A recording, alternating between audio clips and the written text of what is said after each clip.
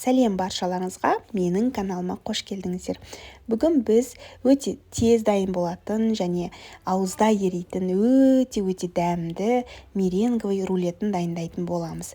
Ол үшін видеоны соңына дейін қарап, каналыма тіркеліп кетіңіздер. Ол үшін бізге қант, күкіріс крахмалы және 4 жұмыртқаның ақуызы қажет болады. Біз жұмыртқаны жарғанда сарыуызын бөлек, ақуызын бөлек алып аламыз. Және міндетті түрде ыдысымыз өте құрғақ болу керек және араластыратын венчигіміз де құрғақ болу керек. Әйтпесе бізге қажет масса шықпайтын болады. Мінекей осылай ажыратып алып, венчикпен араластырамыз.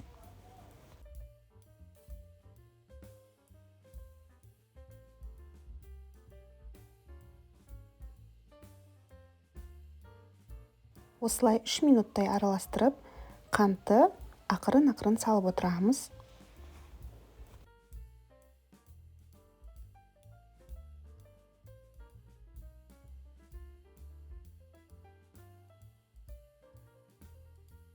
Сосын күкіріс крахмалын да салып араластырамыз.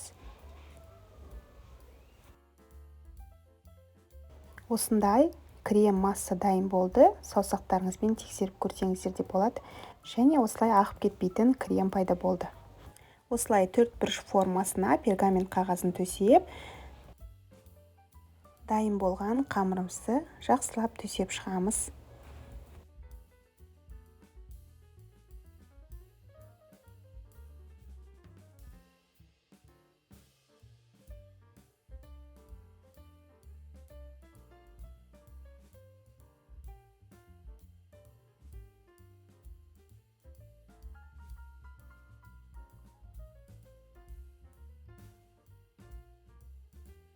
Сосын қызып тұрған пешке 150 градусқа 20-25 минутқа қоямыз. Мінекей дайын болды. Мен кішкене көп тұрғанын қалап едім. Бізге кішкене шоколадный форма болу үшін. Ал бірақ та менікінің асты кішкене күйіп кетті. Сіздерде де күйіп кетпес үшін 20 минутта алғандарыңыз дұрыс. Мен бірақ күйген жерлерін алып тастадым. Енді кремін дайындауға кірісеміз. 33% сливкиді жақсылап араластырып, оған сахарный пудраны қосып араластырамыз.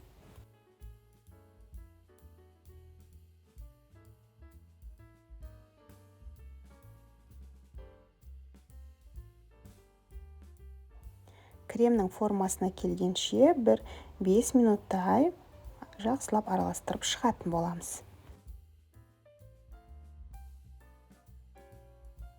Дайын болған кремді піскен қамырыма жақсылап жайып шығамын. Және кішкене қалдырып қоямын бетін әрлеу үшін.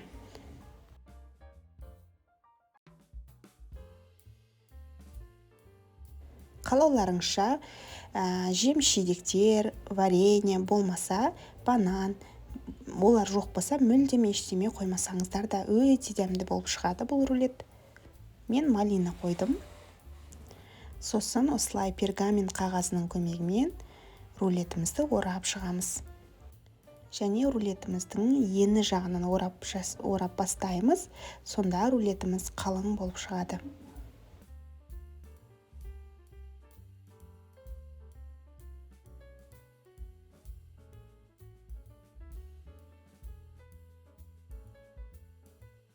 Мінекей дайын болды. Енді жаңағы қалған кремімізді бетін әрлеп шығамыз.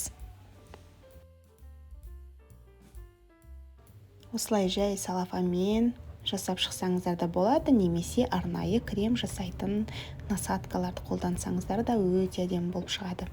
Енді бетіне мен замороженный қатқан малинамды қойып шығамын.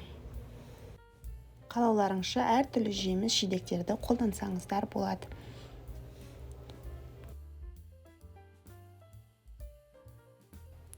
Қыздар, бұл рецептпен міндетті түрде жасап көріңіздер. Көп нәрсе қажет етпейді және өте тез. Әр үйіңізге келген қонақтар міндетті түрде өте дәмді деп және міндетті түрде рецептін сұрайтын болады сіздерден.